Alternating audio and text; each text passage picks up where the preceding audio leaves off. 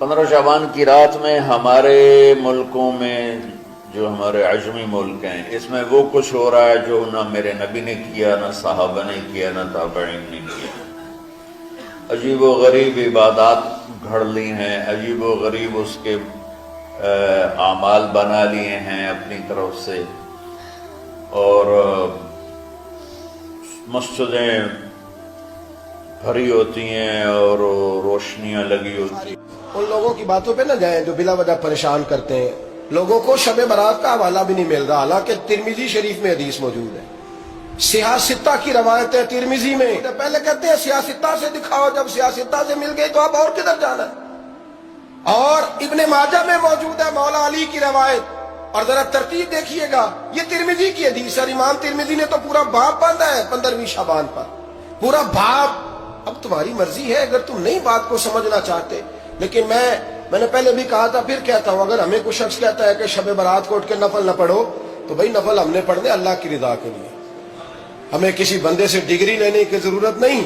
نہ تو ہمارے اور رب کے درمیان معاذ اللہ کوئی وسیلہ ہے کہ تو کہے گا تو پڑھیں گے، جب دل کرے گا پڑھیں گے، اور جتنے دل کرے گا پڑھیں گے۔ ہم تو نفل کہہ رہے ہیں اس کو، ہم نے کب کہا ہے ضروری ہے جو عشاء پڑھ کے سو جائے فجر تک سویا رہے، ہم اس کو گناہگار نہیں کہہ رہے، لیکن یہ ضرور کہیں گے کہ گولڈن چانس مس کر دیا اس نے، چانس مس کیا ہے، یہ تو اللہ کی رحمت کا موقع تھا۔ حضرت سیدہ عائشہ صدیقہ رضی اللہ تعالی عنہا ارشاد فرماتی ہیں کہ شعبان کی 15ویں رات تھی، یعنی شب برات کی رات۔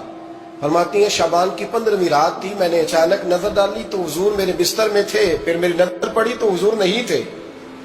میرے دل میں گمان آیا، خیال آیا کہ شاید کسی اور زوجہ کی طرف حضور کا میلان تباہ ہو گیا ہو، وہاں تشریف لے گئے ہو۔ فرماتی میں اٹھی باہر گئی تو نبی کریم علیہ السلام جنت البقیع میں تھے، قریب ایک جگہ پہ حضور دعائیں مانگ رہے تھے۔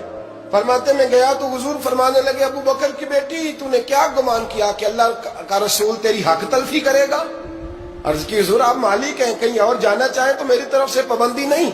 کہتی ہے وہاں کھڑے کھڑے میرے رسول کریم نے بیان فرمایا، یہ ترمذی کے لفظ ہیں، حضور نے فرمایا عائشہ یہ شعبان کی 15ویں رات ہے، مدینے میں سب سے زیادہ بکریاں بنو کلب کا قبیلہ پالتا تھا۔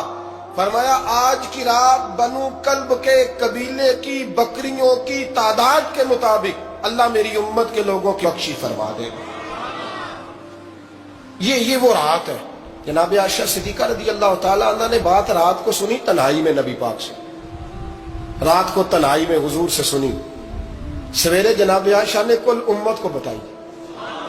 اگر یہ بات اہمیت والی نہ ہوتی تو بی بی صاحبہ آگے روایت کرتی، یہ کتابوں میں آتی، یہ لوگوں کو بتاتی۔ حضرت عائشہ نے روایت کیا اور مولا علی شیر خدا نے تو کھل کے کہا، ابن ماجہ میں حضرت علی سے پیار کرنے والوں کے لیے الگ عنوان، مولا علی نے کھل کے فرمایا شعبان کی 15ویں رات کو رات عبادت کرنا اور سویرے روزہ رکھنا۔ حضرت علی کے لفظ بائی نہیں سیاستہ میں، رات کو عبادت کرنا، دن کو روزہ رکھنا۔ ویسے تو رب کریم ہر روز تہجد کے وقت پہلے آسمان پر نزول اجلال فرماتا ہے اور لوگوں کو فرماتا ہے کوئی بخشش مانگنے والا؟ کیا انداز ہے مولا علی شیر خدا حدیث روایت کرتے ہیں، رنگ کیا ہے؟ فرمایا باقی راتوں میں نا تھوڑا سا پیکج ہوتا ہے، تھوڑا سا آخری حصے میں رات کے شب برات کو نا رات چڑھتے ہی اللہ پہلے آسمان پر جو اس کی شان کے لائق ہے نزول اجلال فرماتا ہے، اور پہلا جملہ یہ فرماتا ہے کوئی معافی مانگنے والا؟ اللہ کرے آپ کو سمجھ آئے، یعنی معافی دینے والا کہہ رہا ہے چلو آؤ ادھر آؤ ذرا معافی مانگو، میں معاف کرنے آیا ہوں، مانگو معافی۔ ہے کوئی معافی مانگنے والا؟ معاف کر دیں گے۔ اور آپ فرماتے ہیں ہے کوئی رزق مانگنے والا؟ وہ جو بڑی درخواستیں دیتے پھرتے ہیں نا مختلف اداروں میں، وہ ایک درخواست نا شب برات والی رات بھی دے۔ اور میں نہیں کہہ رہا مولا علی شیر خدا فرما رہے، اور خود نہیں فرما رہے، وہ نبی پاک کا فرمان نقل کر رہے، اور وہ رسول اللہ صلی اللہ علیہ وسلم کی بات نہیں بیان کر رہے، وہ کہتے ہیں رب فرماتا ہے کوئی روزی مانگنے والا؟ سارے سیٹھوں نوابوں جاگیرداروں کے پاس جا جا کے تھک گئے ہو، ایک دن میرے کہنے پر، ایک رات، ایک دیہڑی ذرا شب برات والی لگا کے تو دیکھو۔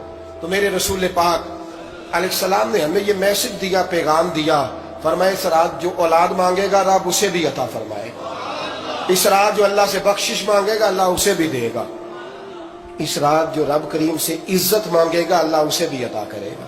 شارحین نے لکھا اس رات جو رب سے پردہ پوشی مانگے گا اللہ اسے پردہ پوشی بھی عطا کرے گا. جو جنت کا سوالی ہوگا رب اپنے فضل سے عطا فرمائے گا.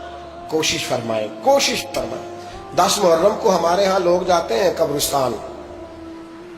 وہ کسی حدیث سے ثابت نہیں, میں منع نہیں کر رہا, جائیں 9 محرم کو جائیں, 10 کو جائیں, 11 کو جائیں, 8 کو جائیں, سفر میں جائیں, ربیع الاول میں جائیں, قبرستان میں جب بھی جائیں منع نہیں ہے. لیکن شب برات والی رات تو خود رسول کریم گئے ہیں نا قبرستان.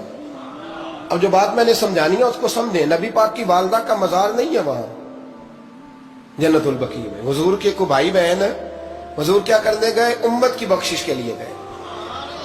شب برات کی رات لالچی نہ بنے کہ صرف میں نے اپنے لیے روزی مانگنی ہے, کل امت کے لیے مانگے رب کریم سے.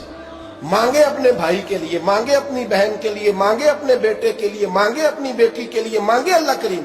یہ مانگنے کی رات ہے.